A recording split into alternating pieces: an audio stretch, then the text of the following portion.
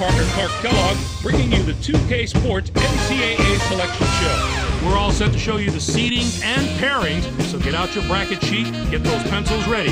Here are the basics. Of the 65 available tournament bids, 31 are automatically given to conference champions.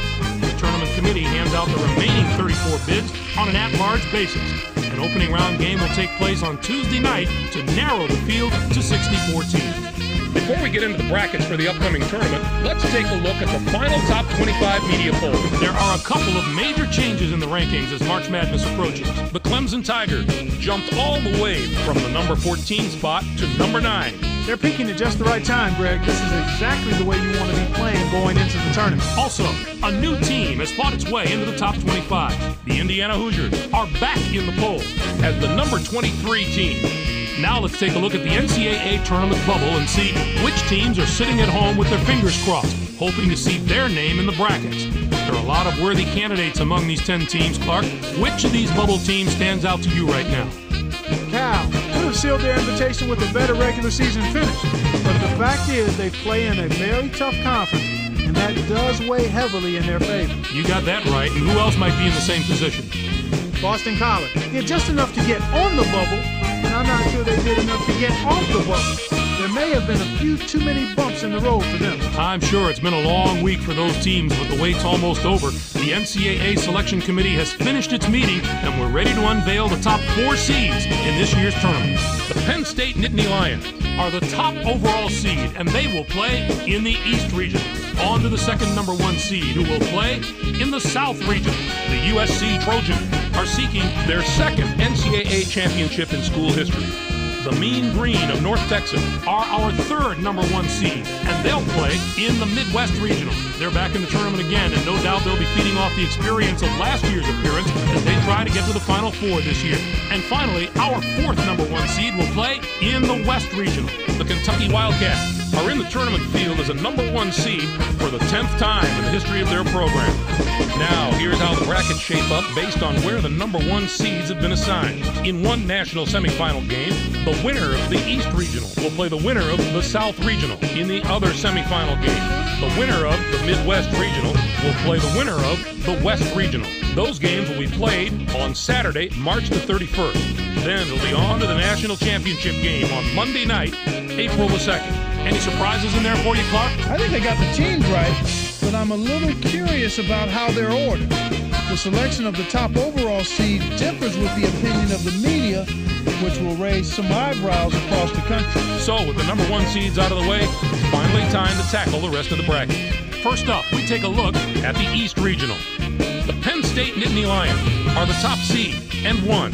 They won both the regular season and conference tournament titles in the Big Ten. They will take on the winner of the opening round play-in game between High Point, with 15 wins, and Texas State from the Southland Conference. And now, the number 8 seed, the UNLV Runnin' Rebels, come into the tournament after finishing second in their conference during the regular season and were semifinalists in their conference tournament. They're going to play the number 9 seed, the Alabama State Hornets, who finished second in their conference tournament, finishing at 24-9.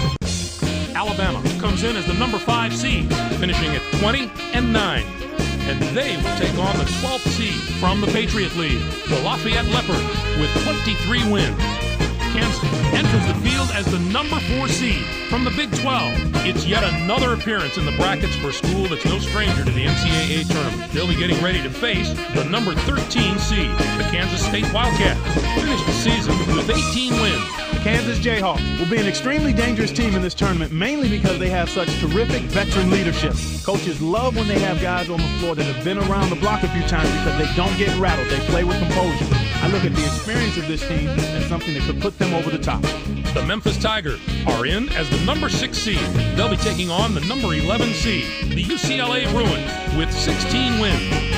Vanderbilt comes in as the number 3 seed, finishing at 24-8.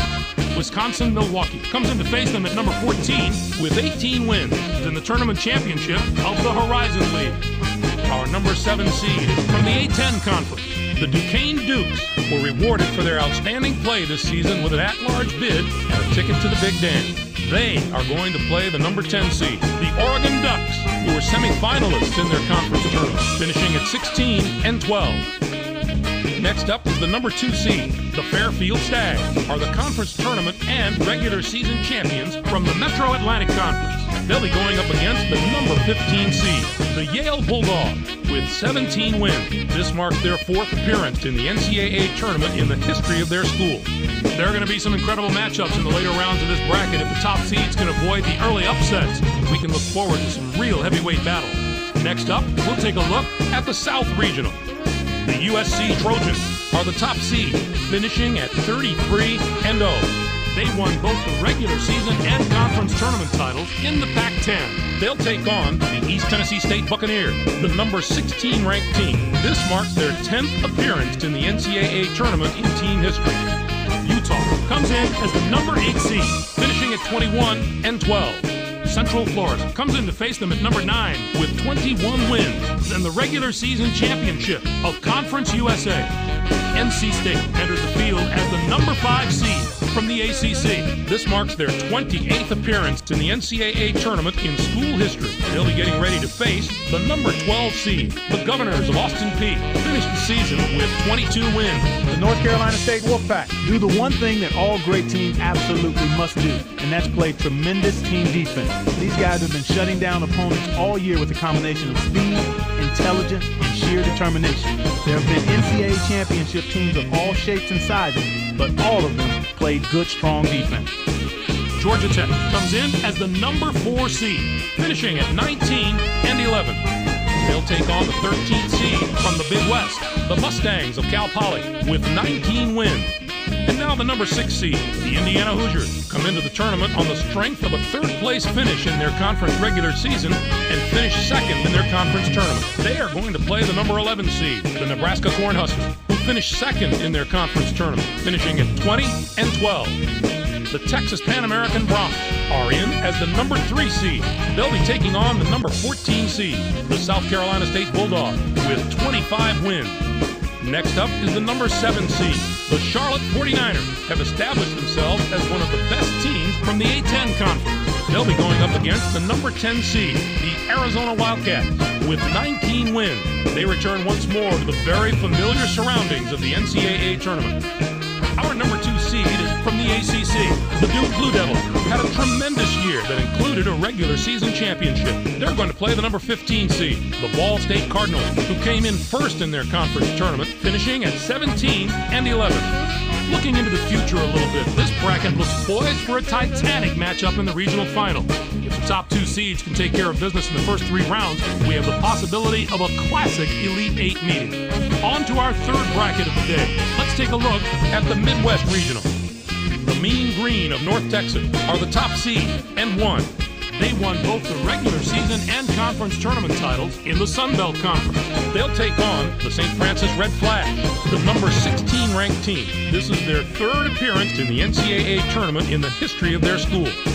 Our number 8 seed is from the Big East, the West Virginia Mountaineers, who were rewarded for their outstanding play this season with an at-large bid and a ticket to the Big Dance. They're going to play the number 9 seed, the Drexel Dragons, who were regular season champions in their conference, finishing at 23 and 6.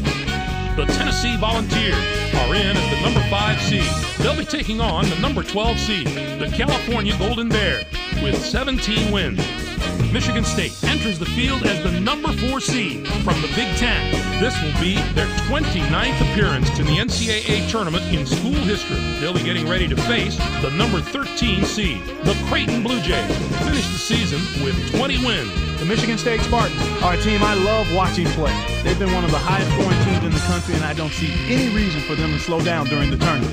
If they can dictate the tempo of a game and force the other team to run with them, they are very hard to deal with. I wouldn't put it past these guys to make a run this year. Georgetown comes in as the number 6 seed, finishing at 19 and 10. And they take on the 11th seed from the WAC, the Nevada Wolfpack, with 18 wins. And now the number 3 seed, the Mississippi State Bulldogs, come into the tournament on the strength of a 3rd place finish in their conference regular season and were losers in their first game at their conference tournament. They are going to play the number 14 seed, the Eastern Washington Eagles, who came in first in their conference tournament, finishing at 17 and 12. Next up is the number 7 seed. The Portland Pilots are the conference tournament champions From the West Coast Conference, They'll be going up against the number 10 seed, the Connecticut Huskies, with 21 wins. They return once more to the very familiar surroundings of the NCAA tournament. Syracuse comes in as the number 2 seed, Finishing at 26-7. IPFW comes in to face them at number 15 With 16 wins. in the tournament championship of the conference. I think this could wind up being the bracket that brings us this year's Cinderella story.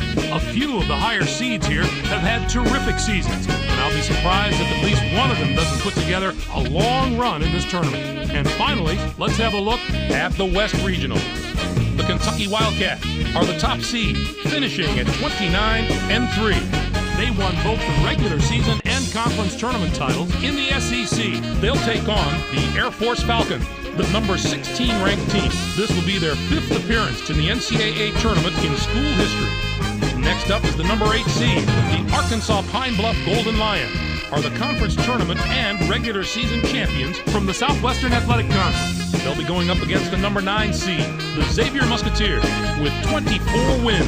They return once more to the very familiar surroundings of the NCAA tournament. Louisiana Lafayette comes in as the number 5 seed, Finishing at 22-10. And they will take on the 12th seed from the ACC. the Boston College Eagles, with 15 wins. San Diego State comes in as the number 4 seed. Finishing at 22-6. Old Dominion comes in to face them at number 13 with 17 wins. in the tournament championship of the Colonial Athletic Association. Our number 6 seed is From the ACC, the Maryland Terrapins, were rewarded for their outstanding play this season with an at-large bid and a ticket to the Big Dance. They are going to play the number 11 seed, finishing at 17-15. The Aggies of Texas A&M are in as the number 3 seed. They'll be taking on the number 14 seed, the Cougars of the College of Charleston, with 21 wins. And now the number 7 seed, the Florida Gators, come into the tournament after finishing 7th in their conference during the regular season and were quarterfinalists in their conference tournament. They are going to play the number 10 seed, the Texas Tech Red Raiders, who were 3rd in their conference, finishing at 17-11. Clemson enters the field as the number 2 seed from the ACC. This will be their 14th appearance in the NCAA tournament in the history of their school. They'll be getting ready to face the number 15 seed, the Hartford Hawks, finished the season with 18 wins. The Clemson Tigers are a team that is just so powerful and strong up front. I would put their front court up against just about any other teams in the nation right now. It's always good to have strong guard play, but if you ask most coaches, I guarantee you they take the good big man over the good little man most times. Their interior play should serve them very well in this competition. It's the first question every selection Sunday. Which is the toughest bracket? Well, this bracket looks to me like it wins that prize this year. Not only are the top seeds strong, the lower seeds can be dangerous as well. What are your thoughts on our top 16 seeds, Clark?